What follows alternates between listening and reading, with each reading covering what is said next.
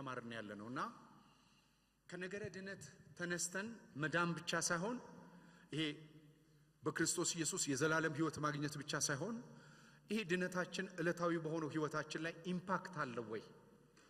አያችሁ የመጽሐፍ ቅዱስ ዋነኛው ዓላማ ስለ አንድ ነገር ያለንን መረዳት ማዳበር ብቻ አይደለም፣ በዕለት ሕይወታችን ውስጥ የሚያመጣው ኢምፓክት ነው። ዛሬ ለዘላለም ሕይወትና ለድነታችን የተሰጠ ስጦታ ጸጋን ማስተማር ፈልጌ ነበር፣ ግን አንድ ምሳሌ እንደገና ልጨምር። ባለፈው ሳምንት ምን ይሰራልናል በክርስቶስ ያገኘነውን ይቅርታ ማወቅ ምን ያስፈልጋል? ባለፈው 15 ቀን ሳስተምር በህሊና ከሞተ ስራ ነፃ እንድንወጣ እሱን ነው ሳስተምር የነበረው። አይገርምም? የክርስቶስ ኢየሱስ ያደረገልንን ይቅርታ ካላወቅን ህሊናችን ከሞተ ስራ ነፃ አይወጣም። ሪፒትድ በሆነ ተመሳሳይ በሆኑ ነገሮች ውስጥ ህይወታችን ሁሉ ጊዜ እንዲኖር ያደርገዋል። ይሄ ባለፈው 8 ትምህርታችን ነው። ተለቆ እንደሆነ አላውቅም። ሁለተኛ ዛሬ የምናገረው በክርስቶስ ኢየሱስ ያገኘነው ይቅርታ ካልገባን አምልኮ አይገባንም። አምልኳችን ሪሌትድ ነው። ዛሬ እሱ ነው የምንመለከተው። አያችሁ አምልኩ ተብለን አይደለም እኛ የምናመልከው፣ የተደረገልን ሲገባን ሳናቀው ዲፎልት ሞዳችን ላይ ስናመልክ እንገኛለን።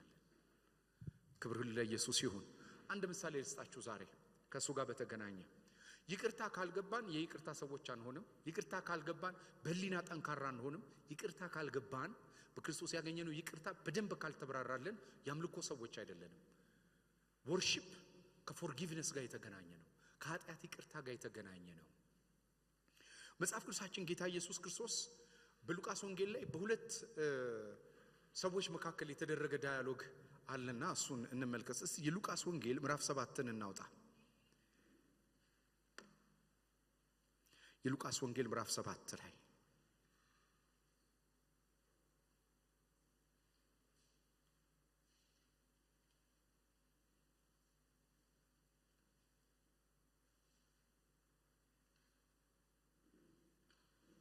ሶዋት ብላ ነፍሳችሁ ጠይቃ አታውቅም? ይሄንን ተማራችሁ፣ ስለዚህ ያለው ዕውቀት አገኙ። ሶዋት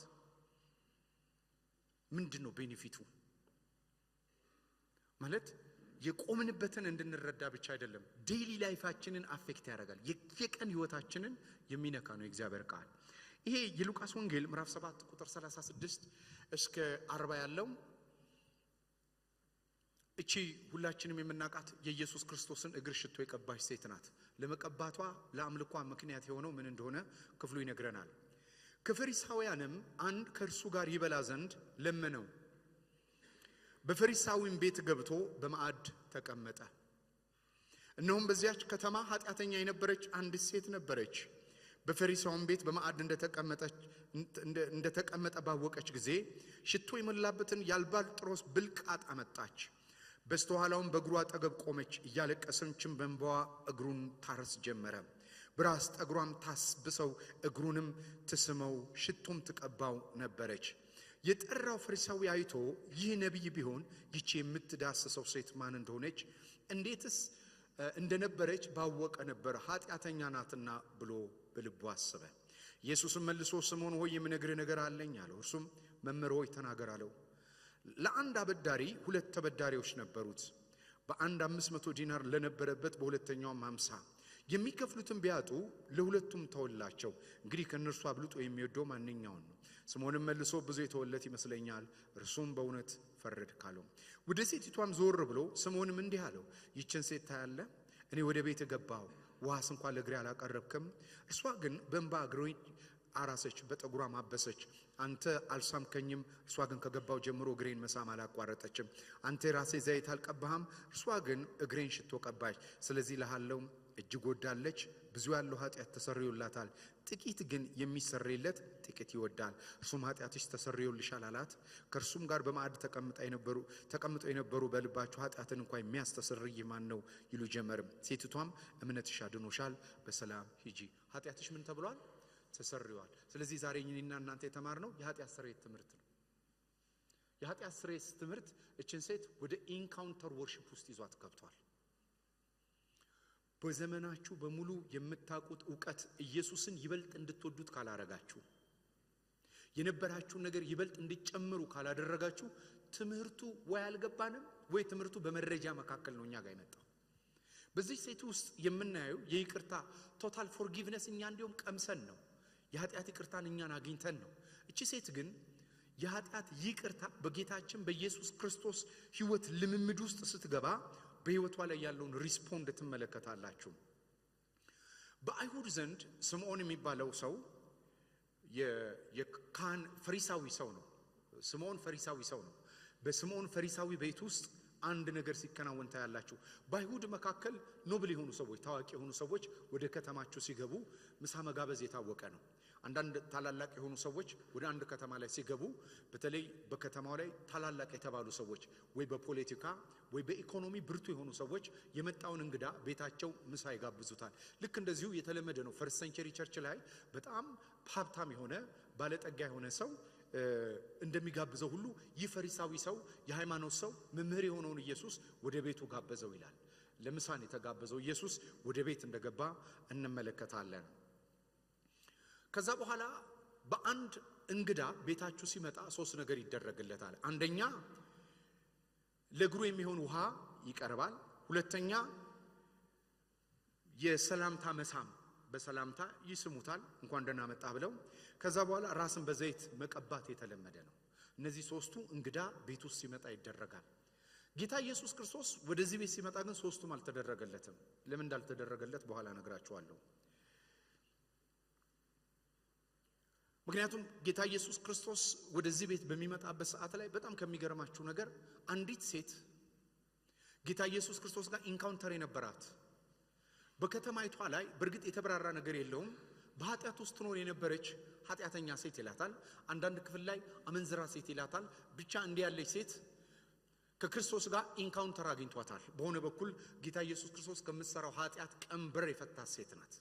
የሥጋ ፈውስ የተቀበለች አይደለችም፣ የኃጢአት ይቅርታን የተቀበለች ሴት ናት። ይቺ የኃጢአት ይቅርታን የተቀበለች ሴት አይሁድ ቤት ውስጥ ወይም ፈሪሳዊ ማለት ምን ማለት እንደሆነ ታውቃላችሁ? ፈሪሳዊ ማለት የተለየ ማለት ነው። የተለየ ማለት ነው። ፈሪሳዊ ማለት የተለየ ማለት በማህበረሰቡ መካከል ካለው በስርዓት በአኗኗርና በሕይወት የወጣ ማለት ነው። በማህበረሰቡ ውስጥ የተለየ ማለት ነው። ስለዚህ ይሄ የአይሁድን ሕግ አጥብቆ የሚከታተል በሕጉ ላይ አጥብቆ የሚደገፍ ሰው ነው ይህ ፈሪሳዊ። ስለዚህ አንድ የአይሁድ መምህር ሶስት ነገሮችን ካደረገ ይረክሳል። አንደኛ በድን ከነካ ነው። ሁለተኛ ለምጻም፣ በሶስተኛ ደረጃ ግን አመንዝራ ወይም ደግሞ የህይወት ፕሮብሌም ያላት ሴት ይሄ ሰው ከነካ ይረክሳል። ይቺ ሴት ከክርስቶስ ጋር ኢንካውንተር ስለነበራት ኢየሱስ የኃጢአት ይቅርታ የሰጣት ሴት ስለነበረች ሳታስፈቅድ ወደዚህ ቤት ገባች።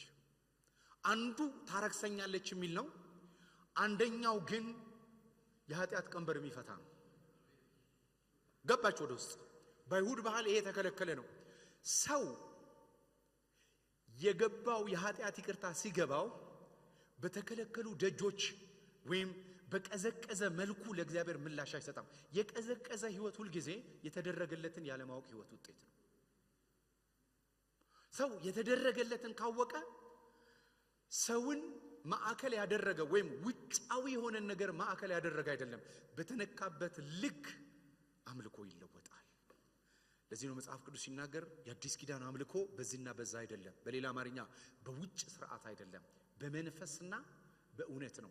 ወይም በመገለጥና በውስጥ በመንፈስ መነካት የሚቀሰቀስ ነው የአዲስ ኪዳን አምልኮ። ስለዚህ የአምልኮ ህይወታችን የሚለወጠው እግዚአብሔር በክርስቶስ ኢየሱስ ከምን አይነት ኃጢአት ይቅር እንዳለን። አሁን ይሄ ሰውዬ ፈሪሳዊ ነው አይደል? እንደሚነግራችሁ ጌታ ኢየሱስ ክርስቶስ ብዙ ስለተወለተና ትንሽ ስለተወለት ሰውዬ ሲነግረው እሱን ብዙ ስለተወለት ወይም ያቺ ትንሽ ስለተተወላት አይደለም። ሁለቱንም ዕዳ ሰዎቹ ማወራረድ አይችሉም። ግን እሷ ብዙ አለባት፣ እኔ ትንሽ ነው ያለብኝ ነው የሰውየው ስሜት። ስለዚህ ለኢየሱስ ያለው የቀዘቀዘ መልስ ነው። እንዲሁም በክፍሉ ላይ ምን እንደምታውቃላችሁ ኢየሱስን ይገመግመው ነበር። ይሄ ሰውዬ ነብይ ቢሆን ይሄ ሰውዬ ቢያቅ ኖሮ እንዲህ አይመልስ። አያችሁ፣ አንዳንድ ጊዜ ከእግዚአብሔር ጋር የተነካካ ህይወት ከሌለን እግዚአብሔርን የምናጠናና የምንገመግም ሰዎች ነው የምንሆነው። እግዚአብሔር የሚጠና አይደለም፣ እግዚአብሔር የምንለማመደው ነው። የኃጢአት ይቅርታ እግዚአብሔር በሰማይ ሆኖ ያደረገው አይደለም። ይሄ ከመሆኑ የተነሳ እኛ ህይወት ውስጥ የተፈጠሩ ነገሮች አሉ። ዕዳ ከኛ ተወስዷል። በዕዳ ከነበረ ክስ አምልጠናል። ይሄ ሲገባን አምልኳችን ይለወጣል። ስለዚህ ፈሪሳዊ ቤት ኢየሱስ እንደ ገምጋሚ ስለቀረበው የቀዘቀዘ ምላሽ ነበረው። የዚህ ሴትዮ ምላሽ ግን በተከለከለ ደጆች ውስጥ ይገባል። ሁሉ ጊዜ የእግዚአብሔር ምሕረት በህይወታችሁ እንደገነነ ስታውቁ ህይወታችሁ የተነካካችሁትን ያህል የአምልኮ ምላሽ ከህይወታችሁ ይወጣል። አምልኮ ፕሮስኪኖ የሚል የግሪክ ቃል ይወስዳል። ትርጉሙ መሳም ማለት ነው። አዲስ ኪዳን ላይ አምልኮ ማለት ለተደረገልን ነገር የምንሰጠው ምላሽን አመልካች ነው። ስለዚህ ሰው አምልኮ የምላሽ ውጤት ነው። ጸሎት አምልኮ ነው። መስጠት አምልኮ ነው። መዘመር አምልኮ ነው። ከቅዱሳን ጋር ህብረት ማድረግ አምልኮ ነው። ይሄ ነገር ግን ከመነካካት ነው የሚወጣው። ስለዚህ የአምልኮ ህይወታችን እንዲለወጥ ካስፈለገ በኃጢአት ያገኘነውን ይቅርታ ጄኒውን ሆነን በእግዚአብሔር ፊት ጌታ ሆይ አይኖቼን አብራ፣ ከምን አይነት ሞትና ከምን አይነት ኃጢአት ከምን አይነት ዕዳ ነፃ እንዳወጣ ነፍሴ ተወቅ በሉ። ያን ሰዓት ላይ የነፍሳችሁ ምላሽ የአምልኮ ህይወታችሁ ኮምፕሊትሊ ፓራዳይሙን ይለውጣል። ይሄ ሰውዬ የተደረገለትን ይቅርታ አያውቅም። እቺ ሴት ግን ታውቃለች።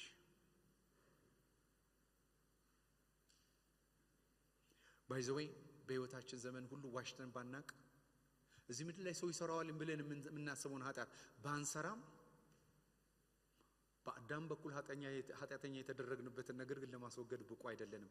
ትንሽም ትልቅም ልምምድ ይኑረን ኃጢአትን በተመለከተ ያለ ኢየሱስ ክርስቶስ አርነት እንደማንወጣ ያወቀን ጊዜ ህይወታችን በሰራነውና ባልሰራነው አይደለም የሚመዘነው፣ ባደረገልን ነው የሚመዘነው። the basement እሱ ነው። ፈሪሳዊ ግን ይሄን ስላልገባው ራሱን ያስቀመጠበት ነበር ስለነበረ ሰርች ያደርጋል። እኔ አንዳንድ ጊዜ አዝናለሁ። እግዚአብሔርን የሚመረምር ትውልድ አለ እኮ ታውቃላችሁ። ይመረምረዋል ጌታ። እግዚአብሔር ይገለጥልናል እንጂ በምርመራ የምናገኘው የሪሰርቻችን ውጤት አይደለም እግዚአብሔር። ስለዚህ እቺ ሴት የተከለከለ ደጅ ዘላ ገባች። ኃጢአተኛ ተብላ የምትጠየቅበት ሊያስወግራት የሚችለው ስንቶቻችሁ የማትፈልጉበት መንደር ትገባላችሁ? ስንቶቻችሁ የምትታሙበት ሰፈር ብዙ መቆየት ትችላላችሁ? የሚያሟት መካከል ገብታ ያደረገላትን ለማምለክ ወደ ኋላ እንዳላለች ታያላችሁ። አንደኛው መርህ ደፍራ የገባችበት አትሞስፈር ይገርመኛል። ሰተት ተብላ ባልተጠራችበት ለሷ ባልሆነና እሷን በማይመጥን ለሷ ተገቢ ወንበር በሌለበት ስፍራ ላይ ከኋላው ቆመች ነው የሚለው። ወንበር የለም ለሷ፣ ስፍራም የለም። ከኋላው ቆማ ግን ታለቀስ ነበር ይላል። that's amazing። እግዚአብሔር በታሪኩ ሰዎችን የሚነካበት መነካት ሁሉ ይገረማል። ልባችን እግዚአብሔር በክርስቶስ ለሰራው ስራ ስስ ይሁን። አሜን። ጄኒውሊ በልባችን ውስጥ የኮንቪክሽናችን ውጤት ይሁን። ከዛች ሴት መጽሐፍ ቅዱስ እንደሚነግረን ደፍራ መግባቷ ነው። በሁለተኛ ደረጃ በጣም የገረመኝ ነገር ከመድፈሯ በማህበረሰብና በህዝቡ መካከል አውትካስትድ ከተደረገችበት ወርዝ እፈለጋለሁ አለች። ኢየሱስ ጋር እንደሚፈልጋት እርግጠኛ ሆና እሱ ጋር እንደመጣች ትመለከታላችሁ። ይሄ አንዱ የሚያስገርም ባህሪ ነው። ሁለተኛ የተሰበረ ልብ ነበራት። መጽሐፍ ቅዱስ እንደዚህ ይላል፣ ሰማይ ዙፋኔ ነው፣ ምድር ደግሞ የእግሬ መረገጫ ናት፣ ለኔ የምትሰሩልኝ ቤት ምን አይነት ነው ይላል። ታውቃላችሁ በምድር ላይ እግዚአብሔርን አኩሚዴት የሚያደርግ ሃቢቴሽን እንደሌለ። ዛሬ ትልልቅ ካቴድራሎች በዓለም ላይ ያሉት ካቴድራሎች፣ የክርስትና ካቴድራሎች አንዳንዶቹን ብትመለከቷቸው እላያቸው ላይ የተጠበበው ጥበብ፣ የተቀረጸው ድንጋይ፣ የተፈለፈሉበት የድንጋይና የአርኪቴክት ጉልበት፣ እላያቸውም ላይ የፈሰሰው ወርቅ ብትመለከቱ ጌታ እነዚህ አልያዙትም። ሰማይ ዙፋኔ ነው፣ ምድር የእግሬ መረገጫ ናት፣ ለኔ የምትሰሩልኝ ቤት ምን አይነት ነው አለ። እና ቤት የት ነው ተብሎ ሲጠየቅ እግዚአብሔር መንፈሱ ወደ ተሰበረ በቃሌ ለሚንቀጠቀጥ፣ በሌላ አማርኛ ይሄ የኃጢአት ይቅርታ ሰጥቻለሁ ሲል ልቡ ምላሽ የሚሰጥ የተደረገለትን ነገር ለመመለስ የሚጓጓ ልብ ካለ ማደሪያ ይዛ ነው አለ። አንዳንድ ሰዎች እግዚአብሔር ያደረገላቸውን ነገር ኤግዛይትድ አድርገው እንደ ትልቅ ነገር ኢንጆይ ሲያደርጉ ከተመለከታቸው ያ የእግዚአብሔር መንፈስ በልባቸው ውስጥ የሚደውለው ደውል ውጤት ነው። ወገኖች የመስቀሉና የትንሣኤው ሥራ በልባችን ውስጥ ይግዘፍ፣ አይቀዝቅዝ። የአምልኮ ማገዶ እሱ ነው። እና እቺ ሴት መጽሐፍ ቅዱስ እንደሚናገር የተሰበረ ልብ ነው ያላት። ስኮላርስ ዲቤት ሊያረጉት ነው የተቀመጡት። ሰዱቃውያን ፈሪሳውያን ኢየሱስን በጥያቄ ግራ ሊያጋቡት ነው የተቀመጡት። ምን ያውቃል፣ ምን ይችላል፣ ምንድነው የሚለውን ሊገመግሙት ነው የቀመጡት። አንድ ግን የተነካካች ሴት አለች። ከሱ ወጥቶ እሷ ውስጥ የሰራ ሴት አለች።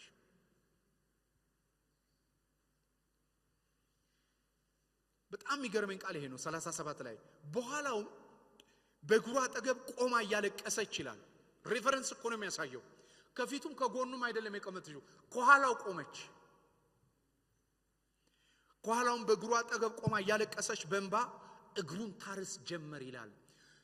አያችሁ፣ ክፍሉ ድራማቲክ በሆነ መልኩ ነው ሉቃስ እያስቀመጠልን ያለው። አንድ ፈሪሳዊ ውሃ ያላመጣ፣ አንዲት ደግሞ በህይወቷ ላይ አመንዝራ የተባለች ውሃ ያላስፈልጋት እንባዋ ውሃ የሆነ ሴት ይነግረናል። አንድ ፈሪሳዊ ሰው እግሩ ውሃ ያልመጣለት፣ የእግሩ ደግሞ ማድረቂያ ፎጣ የሌለው ጸጉር ፈታ እግር የምታደርቅ ሴት አለች። አንድ ፈሪሳዊ ሰው አለ ዘይት ኢየሱስ ራስ ላይ ያላፈሰሰ አንድ ሴት አለች። ውድ የተባለ በግብጽ ውስጥ የታወቀ ከብዙ ቅመም የሚሰራ አልባልጥሮስ ለአንድ ሰው የዓመት ደሞዝ የሚሆነውን ካናቱ ሰብራ ያፈሰሰች አንድ ሴት ደግሞ አለች። ባልቀረበ ውሃና በፈሰሰ እንባ፣ ባልቀረበ ፎጣና መደረብ። ምክንያቱም ኢየሱስ ክርስቶስ መደረቢያን ያዘ፣ ከየት እንደመጣ ከየት ወዴት እንደሚሄድ ማውቆ እግር ሊያጥብ ተነሳ እንደሚል መደረቢያ የማያስፈልጋት ጸጉሯን መደረቢያ ያደረገች ሴት አለች። እግዚአብሔር ዓይኖቻችንን አብራ። እንዲህ ነው የሚገባን የኃጢአት ይቅርታ፣ እንዲህ ነው ሊገባን የሚገባው። እቺ ሴት ናት ምሳሌያችን ለኃጢአት ይቅርታ። ብዙ የተተወለት የሚያመልክ ሰው ነው። እቺ ሴት እቺ ናት። 3 ናሬሽንን ነው የሚነግረኝ። ዘይት ራሱን አልቀባው፣ ለእግሩ ውሃ አላመጣለትም።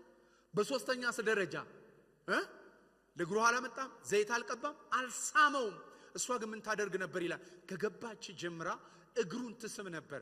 እሱ የተጠየቀው ፊት እንዲስም ነው፣ እሷ እግር እየሳመች ነው። ፊት አይገባኝም ብላ።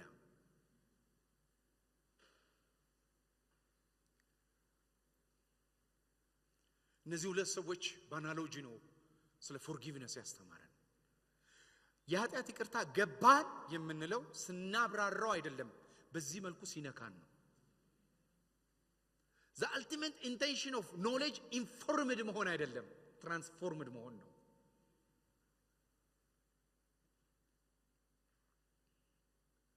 ስለዚህ ለአምልኮ ሲመጣ የተሰላቸ ስብከት፣ የተሰላቸ መዝሙር፣ የተሰላቸ ጸሎት አይደለም። በእንባ የታጀበ አላይቭ የሆነ የደረቀ ቁስል የተደረገ ነገር ይዛ ነው የመጣችው። አላይቭ ነው ይሄ። ሪሊጂየስ አይደለም፣ ሃይማኖታዊ አይደለም፣ ደረቅ አይደለም፣ አክቲቭ ነው። አክቲቭ ነው። ስሙን ስትጠራ ማልቀስ የምትችልበት። እቺ ሴት የበፊቱ ህይወቷን የምትሰራበት ጸጉር ነው። ይሄ የበፊቱ ህይወቷን የምትኖርበት ሽቶ ነው። እነዚህን ሁለቱ ነው ኢየሱስ ክርስቶስ እግር ስር አምጥታ። ምን አይነት መነካት ነው! የሴት ልጅ አንደኛ ቆሮንቶስ ላይ እንደሚናገር ለሴት ልጅ ጸጉሯ ክብሯ ነው ይላል። እቺ ሴት ክብር ነው የተወችው። እቺ ሴት ክብሯን ነው ኢየሱስ ጋር አዘሰም ታይም ደግሞ እውነተኛ ጸሎት ሪስፔክት፣ ይሄ ማልቀስ ስብራት ብቻ ሳይሆን ሁለተኛው የምትመለከቱት ክብርን መተው ነው። ክቡር የሆነውን ማክበር ነው ጸሎት፣ አምልኮ። ጌታ ይባረክ። ብሉይ ኪዳን ላይ እግዚአብሔር አምልኮን የሚጠይቀው በቤታችሁ ውስጥ ከሚመጣ በረከት አንጻር ነው። አዲስ ኪዳን አምልኮ የሚነሳው ግን ከታረደው በግ ነው፣ ከተሰራው ስራ ነው። ወደ ሰማይ ከወጣውና ከከበረው ከክርስቶስ የሚነሳ አምልኮ ነው። ይሄ ነው አምልኳችን።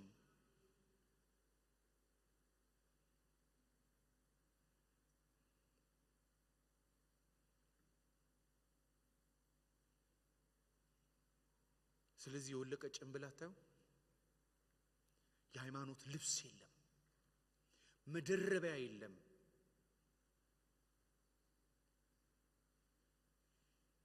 ሁለተኛ እውነተኛ አምልኮ ውስጥ ሳክሪፋይ አለ፣ መስዋዕትነት አለ። እኔ በደንብ ስሙኝ የእግዚአብሔር ቅዱሳን፣ ለጌታ የምትኖሩት ኑሮ የምትሰዋቸው ሰዋዎች የሚሰውት መስዋዕቶች በሙሉ የገባችሁን ያህል ነው። ወደዚህ ካልመጣን በስተቀር የተደረገልን የኃጢአት ይቅርታ አልገባንም። እቺ ሴት ኮስቲና ሳክሪፊሻል የሆነ ነገር ስታረግታ ያላችሁ እግሩንም ትስማለች፣ ሽቶ ተቀባው ነበር ይላል። ያው ወርሺፕ ማለት ኪሲንግ ማለት ነው፣ ፕሮስኪኖ የሚለው ቃል። ሽቶም እግሩን ተቀባ ነበር ይላል። እሱ ዝም ብሎ ከቦኖ ሊቀዳ የሚችል ከምንጭ የሚመጣ ውሃ ነው የተጠየቀው። እቺ ልጅ ግን ዘመኗን ሙሉ አጠራቅማ የገዛችውን ሽቶ ነው በጌታ ፊት የምታፈሰው። ይሄ የአልባስጥሮስ ብልቃጥ ወይም ማሰሮ በግብጽ አልባስጥሮስን ከተማ አቅራቢያ ከሚገኝ ውድ የሆኑ ዘይቶች የሚቀመም ነው። ለመጠበቅ ተብሎ ደግሞ ይሄ የድንጋይ አይነት ያለው ኦርናመንትድ የሆነ ውጩ ከቨሩ በጣም የተሰራ የሚያምር ከቨሬጅ ያለው ነው። ውስጡ የነበረው ቅባት ከሂማሊያ ተራራዎች የመጣ በጣም ውድ የሆነ ንጹህ ናርዶስ ነው። የሽቶ ዋጋ ለአንድ ተራ ሰው እጅግ ግዙፍ የሆነ ገንዘብ መጠን ነው። የዓመት ገቢው ነው። የብልቃጡን ትሽ አይደለም ያደረገችው፣ አንገቱን የሰበረችው። ስለዚህ ኢየሱስ እግር ጋር ተመጥኖ የሚወርድ አይደለም፣ ተሰብሮ እየፈሰሰ ያለ ነገር ነው የምትመለከቱት። አይገርምም? ውሃ ከብርጭቆ ላይ ሲፈስ እንደሚፈስ እግሩ ላይ ፈሰሰ። ተመጥኖ አይደለም፣ ትዳሯን ነው የሰጠችው። ብዙዎችን አትራክት ያደረገችበት ሽቶ ነው። ብዙዎች የሚያውቁትን መዓዛ ነው ኢየሱስ ፊት ያፈሰሰችው።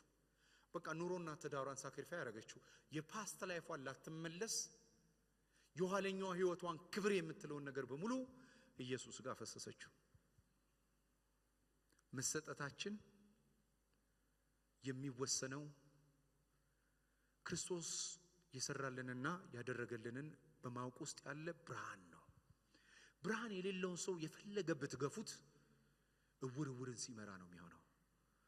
ዛሬ የልቦና አይኖቻችን ይብሩ። እግዚአብሔር በምን አይነት መውደድ እንደወደደን፣ ከምን አይነት ጨለማ ከምን አይነት ሞት እንደታደገን።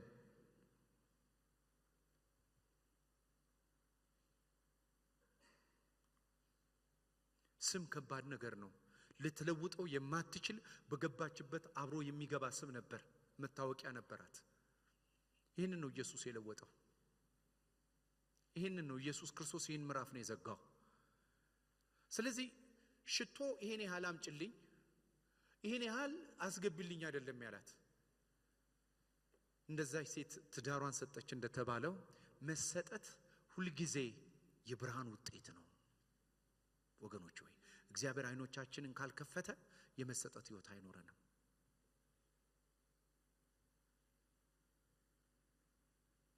ጥቂት ጠብታ አፈሰሳለት፣ የተቀረውን ሪዘርቭ ብታረገው ምን አለ? ላዩ ላይ ሰበረችው።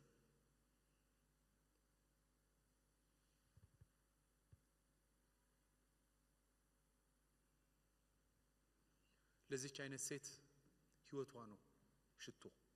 ለዚች አይነት ሴት ክብሯ ነው ጸጉሯ። እሱን ነው ድሬን እንዲያደርገችው።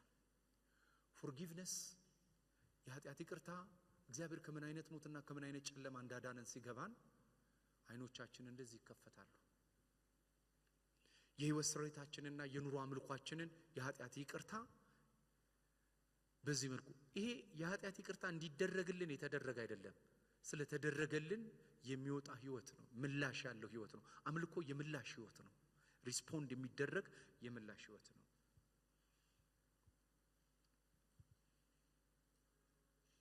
ስለዚህ የእይታ ግጭቱን ተመልከቱ። ኮንፍሊክት ኦፍ ፐርስፔክቲቭ አለ። በዓላማ ነው የወሰደው። አንድ ፍሪሳዊና አንድ ዘማዊ ሴት ፈሪሳዊ ሕግ ሁል ጊዜ ሌብሊንግ ነው አይደል? ማን እንደሆነች ቢያውቅ ይላል። እየፈረደ ነው ሕግ። አንዳንድ ጊዜ አንዳንድ ሰዎች የምንጠቁምባቸውን ነገሮች እነሱ ከእግዚአብሔር ጋር የጨረሱ ሰዎች ሊሆኑ ይችላሉ እኮ። አይገርምም? ጨርሳለች ከእግዚአብሔር ጋር ሴት። ሰው ነው የሚያቃት ባሮጌ ዶሴ እንጂ እግዚአብሔር የሚያቃት በሌላ ስም ነው። እምነትሽ አድኖሻል የተባለች፣ ኃጢአትሽ ይቅር ተብሏል የተባለች፣ ከዚህ በፊት በመተታወቂው አትታወቂም ጸጋ በስቶልሻል የተባለች ከበረች ሴት ናት በእግዚአብሔር ፊት። ማን እንደሆነች ቢያቃት አለ ወዲያው ፈሪሳዊ፣ ማን እንደሆነች ቢያቃት ይሄ ሰውዬ ነብይ አይደለም ማለት። የሕግ መምህር ሳታት፣ ጸጋ ግን አገኛት። የሕግ መምህር ከማንነቷ ተነስቶ ፈረደ፣ ከለከለም፣ እንዳትገባም ማን እንደሆነች እግሩ እንድትነካ አይፈቅድላትም። ጸጋ ግን ይፈቅድ ነበር። she knows grace እንደሆነ አውቃለች። ፈሪሳዊ እንጂ የሚከለክላት ጸጋ የሆነው ክርስቶስ ግን እንደማይከለክላት እርግጠኛ ነበረች። ትራንስፎርም አደረጋት ጌታ።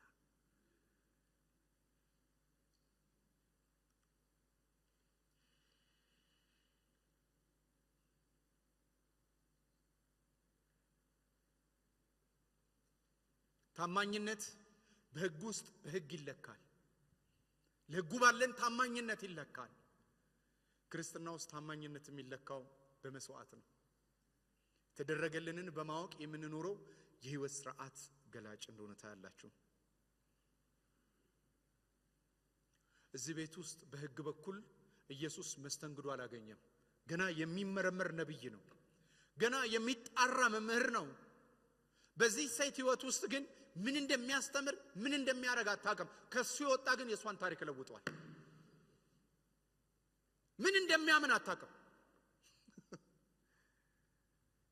ክርስቶሎጂን በደንብ ላታብራራት ትችላለች። ክርስቶሎጂ ግን ሕይወቷ ላይ ሰርቷል።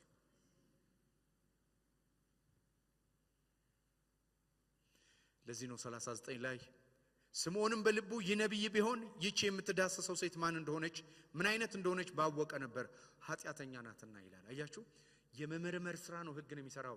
ጸጋ ግን ኃጢአት በበዛበት እየበዛ የሚያድን ጉልበት ነው። ስምዖን ሃይማኖተኛነቱ ተመልካች አድርጎታል። ተመልካች ጀጅ ያደርጋል፣ ኢቫሉዌት ያደርጋል፣ እሷን ኢቫሉዌት ያደርጋል። ኢየሱስንም በቡክ አፕሮች ሊያደርገው ይሞክራል። ስለዚህ የሷን ችግር በሕጉ በኩል ቢያገኘው የሷን መፍትሄ ግን በሕጉ በኩል የለም፣ በኢየሱስ በኩል ነው ያለው። በሕጉ በኩል ኃጢአተኛ ናት፣ እርግጠኛ ነው። በሕጉ በኩል እሷ ኃጢአተኛ ናት፣ በደለኛ ናት፣ እውነት ነው። ዘማዊ ናት፣ አመንዝራ ናት። በሕዝቡ መካከል በሕጉ በኩል ይሄን ነው። ሴትዮዋ ግን የምትድንበትን ነገር በጸጋ በኩል ኦሬዲ አግኝተዋለች። ጸጋ መዳኛ ነው፣ ማምለጫ ነው። ቲቶ 2 ላይ እንደምንናገረው ጸጋ ተገለጠ የምንለው ጸጋ ፐርሰን ነው፣ ክርስቶስ ነው። እግዚአብሔር ለዓለም ሁሉ የሰው ልጆችን በተመለከተ ኃጢአትን መፍትሄ የሰጠበት ብቸኛ የእግዚአብሔር ጸጋ ክርስቶስ ነው።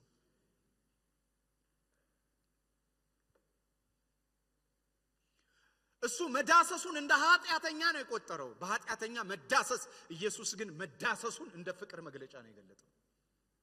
you see the perspective collateral damage የምንለው ይሄንን እኮ ነው። ነገሩን እግዚአብሔር እንዴት ያየዋል ነው፣ ኢየሱስ እንዴት ይመለከቷል ነው ነገሩ። እሱ ሲመለከታት እንደ ኃጢአተኛ፣ ኢየሱስ ሲመለከታት የምታነባው ኃጢአቷ ከብዷት አይደለም፣ ከኃጢአት አርነት መውጣቷ ያስነባት ሴት፣ ልቧ በዚህ ምህረት በዚህ ነፃነት ምላሽ እየሰጠ ያለ የምታለቅስ ሴት ናት። ሃሌሉያ። ትውልድ ግራ እስከሚጋባ ድረስ የእግዚአብሔር መልክ ላያችሁ ላይ ይገለጥ። ትውልድ ግራ እስከሚገባው እስከማትሸመደዱ ድረስ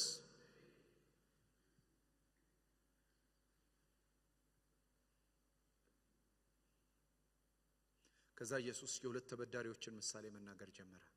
ሁለት ተበዳሪዎችን ማንሳት ጀመረ።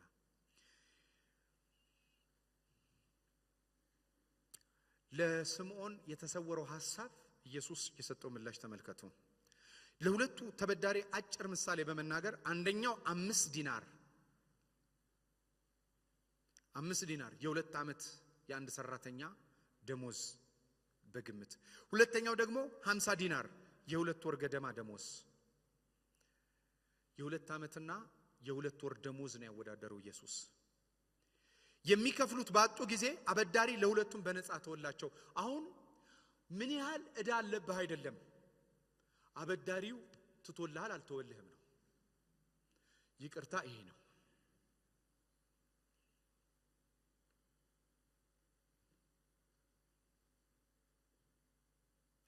ለዚህ ነው ስምዖንን የትኛው አብዝቶ የሚወደው ይመስልሃል ሲለው ብዙ የተወለት ነገሩ ሁለቱም አንድ ነው ኃጢአታቸው እኮ። እሱ ግን ራሱን ያስቀመጠው እንደ ጻድቅ ስለሆነ ብዙ የተተወላት እሷ ናት፣ ብዙ ያልተተወለት እሱ ነው። ትንሽ ቀርብ የሚል ከሷን አይነት ድካም ያልሰራ።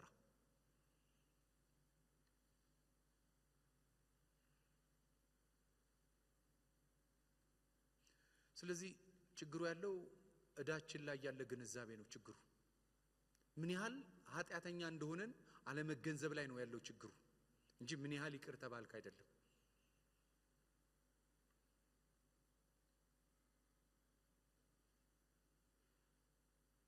ስለዚህ ሰውየው ትንሽ ኃጢአት እየሰራ ትንሽ ፕሮብሌም ያለበት አድርጎ ነው የሚያሳየው። ሴትዮዋ ግን ፍጹም እንደረከሰችና በእግዚአብሔር ፊት መቅረብ እንደማትችል ነው የምታውቀው።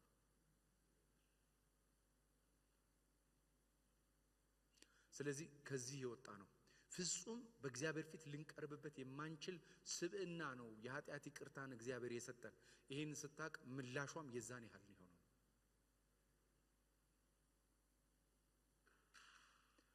the ultimate verdict ወይም የመጨረሻው በዚህ ክፍል ላይ ፍርድ ተሰጠ። ኢየሱስም ወደ ሴቲቷ ዞር ብሎ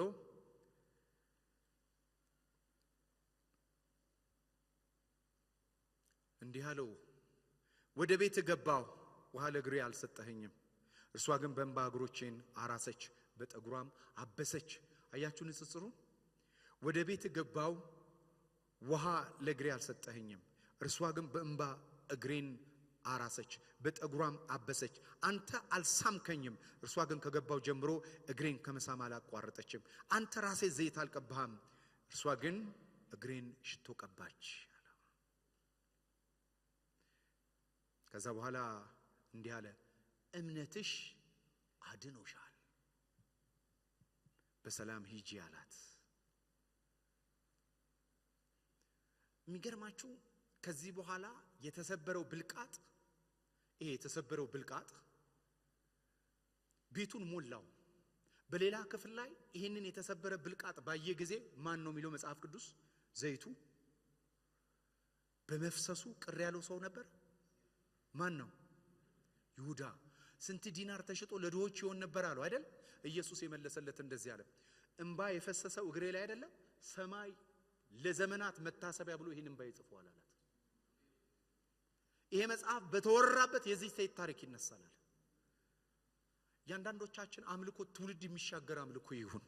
የምትነኩት የምትከፍሉት ዋጋ እና ለጌታ የምትኖሩት ኑሮ ትውልድ ተሻጋሪ ያድርገው እግዚአብሔር። ትውልድ የሚሻገር ነገር ከዚህ ሴት ወጣ። የዚህ ሴት አምልኮ ጄኔሬሽን ይሻገራል አለ። ምድር እንዳለቀሰች ነው የሚያውቀው፣ ሰማይ ግን እየዘገበ ነበር። የጻፈው በቀይ ቀለም እያደመቀው ነበረ። ጄኔሬሽን ይሻገር ብሎ ከታይምና ከስፔስ ውጪ ኢተርኒቲ ውስጥ እየተመዘገበ ነበር።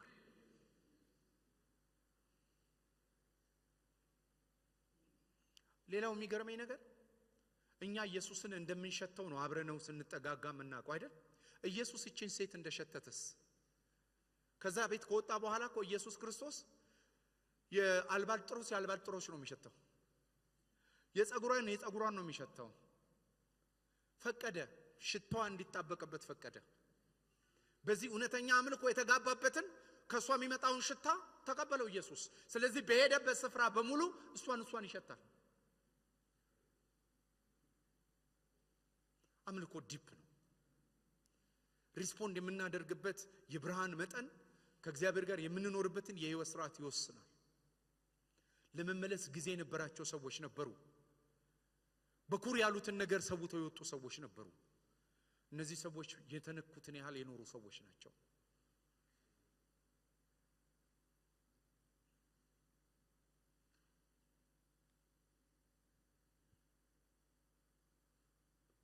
ስለዚህ ኃጢአት ይቅርታን ካገኘን ልባችን ምን ያህል እኛ በእግዚአብሔር ፊት እንደማንቀርብ በልባችን ውስጥ ያለው ስብራት ወይም ደካማ መሆናችንን የሚያሳይ ነው። የማንችለው እንደሆነ ኃጢአትን የኃጢአት ይቅርታ ያሳየናል። ይሄ ደግሞ ሁሌ የልብ ስብራት ሊኖረን ይችላል። ለምን በቃው እንዳንል፣ ከንተና በልጣለው እንዳንል፣ አለኝ እንዳንል ያረጋናል። ስለዚህ እግዚአብሔር ሁሉ ጊዜ እንዲህ አይነት ብሮክነስ ውስጥ ድዊል ያረጋል። መንፈስ ወደ ተሰበረ በቃሌ ወደሚንቀጠቀጥ ማለት እንዲህ አይነት የተሰበረ ያለ መብቃት ያለ እግዚአብሔር አይሆንልኝም የሚል ልብ ከእግዚአብሔር በመጣ ካልሆነ በስተቀር ከኔ የሚጀምር ነገር የለም የሚል ሰው የእግዚአብሔር ማደሪያው እዛ ልብ ውስጥ ነው። ኃይሉን በድካሙ የሚገልጥበት ልብ እንዲህ አይነት ልብ ነው።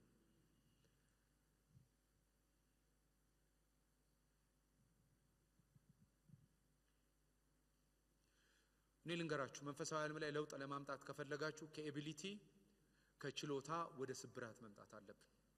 ወደ ብሮክነስ መምጣት አለብን።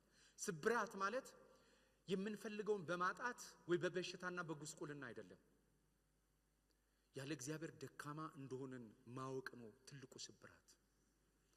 ለሰው ልጅ እችላለሁ ለሚለው ለሰው ልጅ ያለ እግዚአብሔር በጎና ክፉን አቃለው ለሚለው ለሰው ልጅ ትልቁ ስብራት ዴሊ የሚተነፍሰውን ከጁ ተቀብዬ ነው ማለት ነው። ጥገኛ መሆን ምን ተነፍሰውን አየር ተቀብለን ነው የምንል። ጠላቶች በእኛ ላይ በተነሱ ጊዜ እኛ በሌለንበት ውጊያችንን ተዋግቶ ሲጨርስ ችለን አይደለም፣ እሱ በእኛ ችሎ። ይሄ ነው ብሮክነስ ማለት፣ ይሄ ነው ስብራት ማለት፣ ይሄ ነው።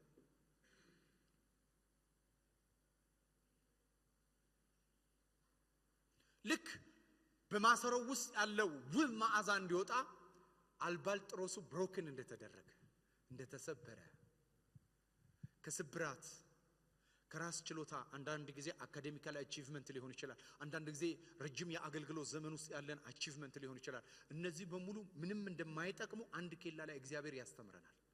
እነዚህ ሲሆኑ እሱ በእኛ ሊሰራ ስለሚፈልግ ነው እንጂ በስብራታችን መሳቅ የሚፈልግ ሰው አምላክ አይደለም።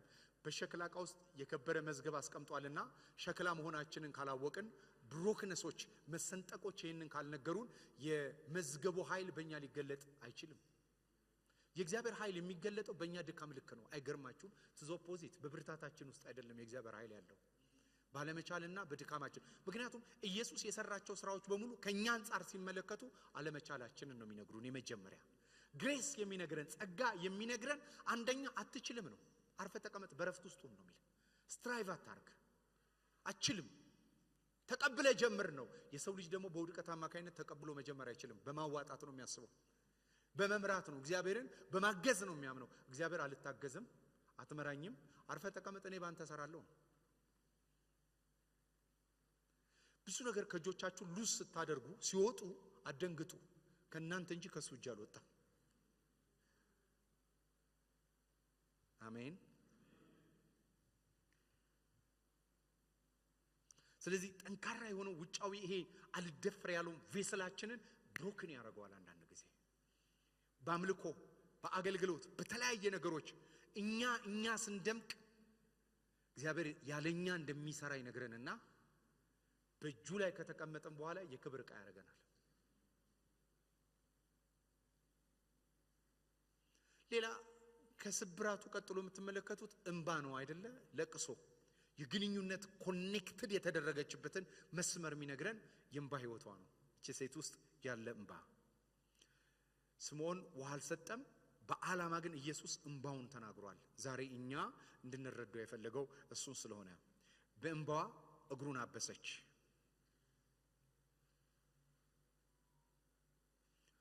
ምን ማለት እንደሆነ ታውቃላችሁ? እሱ ከጥንካሬው ፈሪሳዊ ስለሆነ ጥንካሬ ስላለው ኢየሱስን እንደ አንድ ኖብል እንግዳ መቀበል አይችልም። ለምን? ከሱ አያንስም። እሱ ራሱ እግሩን ወርዶ ማጠብ አይፈልግም። ኢየሱስን እግር ማጠብ አይፈልግም። ለምን? ከኢየሱስ በታች አይደለም እሱ። አልገባችሁም? ከኢየሱስ በታች አይደለም እሱ። ኢየሱስ ክርስቶስ እግር ለደቀ መዛሙርቱ ሲያጥብ ምን አላቸው? እኔ ከሁላችሁ ታላቅ ስሆን የእናንተን እግር ካጠብ። እግር የሚያጠብ ዶሊዮስ ነው፣ ባሪያ ነው እግር የሚያጠብ። ግን ኢኳሊቲ ነው የሚናገረው። እንባ ምንን ያሳያል? እቺ ሴት ለእግዚአብሔር ጸጋ ያላት የምላሽ ከረንሲውን ያሳያል። በዛ ቤት ውስጥ በእኩልነት እግር ላለማጠብ የገባውን ፈሪሳዊ እዚህ ቤት ግን ስትመጡ እኔ በእንባ ነው እግርን ላጠብ የሚገባው። ከረንሲ ነው። በሌላ አማርኛ በመጣ ውሃ አይደለም፣ በመነካካት ውስጥ የሚወጣ ወርሺፕ ነው። የተደረገላችሁና እግዚአብሔር ያተረፋችሁን ስታዩ የሚወጣው እንባ ምላሽ ነው ለሷ፣ ከረንሲዋ ነው። ገብቷችኋል? ከተነካካ ህይወት እንባ ላምባ ብላ አይደለም የሚወጣቸው። የተደረገላትን ስታስብ እንባዋን መቆጣጠር አቃታት። ያ እንባ ምላሽ ነው ለተደረገ በጸጋ ለገባው ህይወት የተሰጠ ምላሽ ነው። የተቀዳ ውሃ ግን የተከለከለ ኢየሱስ ነው ፈሪሳዊ ቤት። እዚህ ቤት ግን ከተነካካችበት የሚወጣ እንባ የተባለ ከረንሲ አለ። ግሎሪየስ የሆነ ከረንሲ። ኃጢአቷ ትዝ ብሏት አይደለም፣ ከፍሪደም የሚወጣ ከረንሲ። የምታለቅሰው የዘላለምን ሞት ኢየሱስ አስታውሷት አይደለም፣ የሞት ምዕራፍ እንደተዘጋ ነግሯት። የደስታ እንባ፣ ከመደረግ የሚወጣ እንባ ከረንሲ ነው። የንስሐ የነጻነት እንባ እንደሆነ እንመለከታለን።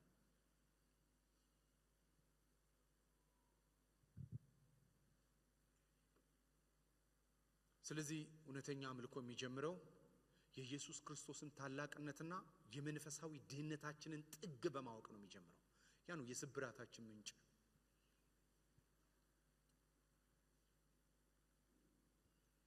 የጸጉር መፍታት ምሳሌ አንከቨሪንግ ግሎሪን፣ ክብርን በንጉሱ ፊት ማዋረድ የከበረ ነገር። ጳውሎስ ለአምልኮ ሲነግረን እንደዛ ነው የሚለን። በፊልጵስዩስ መልእክቱ ላይ ለኔ የከበረውን ነገር፣ ለኔ ዋነኛ የነበረውን ነገር እንደ ጉድፍ እቆጥራለሁ ስለ ክርስቶስ እገኝ ዘንድ፣ በክርስቶስ እገኝ ዘንድ አለ። ሰው በህይወቱ ውስጥ ዋነኛ የሚለውን ነገር መልቀቅ የሚችለው የተነካውን ያህል ነው። ቅድም እንደነገርኳችሁ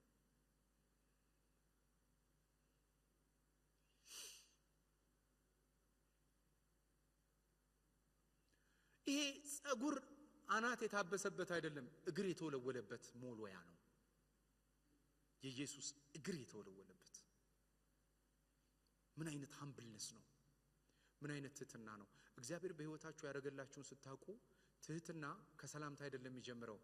ትህትና ባይዘው አቲቲዩድ ነው፣ የልብ አቲቲዩድ ነው። በአፍ አይታይም። ያለ ሰው የሚቀምም ቀመረኛ ሊሆን ይችላል፣ እሱ አይደለም። ደግሞ የፈለገውን የመጣለትን እየተናገረ በልቡ ግን ክፋት የማይዝም ሰው ሊኖር ይችላል። ግን እሱን አይደለም እኔ የምነግራችሁ፣ አቲቲዩድ ነው።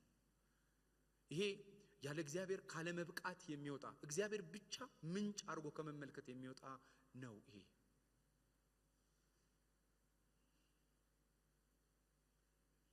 አንዳንድ ጊዜ ወደ ጌታ ፊት ስንመጣ ስማችን አስፈላጊ አይደለም። ስለዚህ ፈሪሳዊው በሕግ በኩል የሆነውን እንዳንሆን በጸጋ በኩል የምንሆንበት የህይወት ስርዓታችን ይሄ ነው። ክብር ለኢየሱስ ይሁን።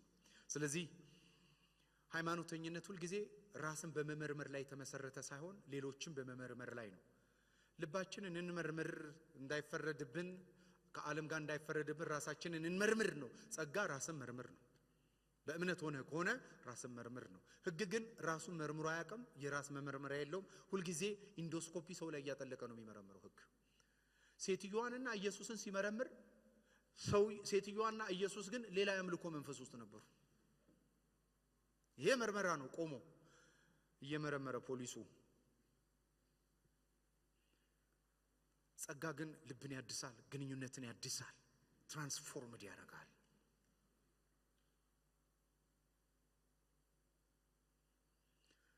እቺን ተናግሬ ሊጨርስ። እቺ የመጨረሻ ማሰሪያን ቃል ስሙኝ። ልክ እንደ ስምዖን ክርስቶስ በህይወታችን ማዕድ ላይ አስቀምጠነው፣ ነገር ግን በህይወታችን ውስጥ ምንም ስፍራ ከሌለው በሩቅ የምናጠናው ሃይማኖታችን ነው የሚሆነው። ሃይማኖታችን ነው የሚሆነው። ይሄ በህይወታችን ጋር ከተነካካን ግን እንደ ሴትዮዋ በእንባና በጸጉር ክብር በምንለው ነገር እሱን ስናመልክ ነው የምንገኘው። ክብር ለኢየሱስ ይሁን።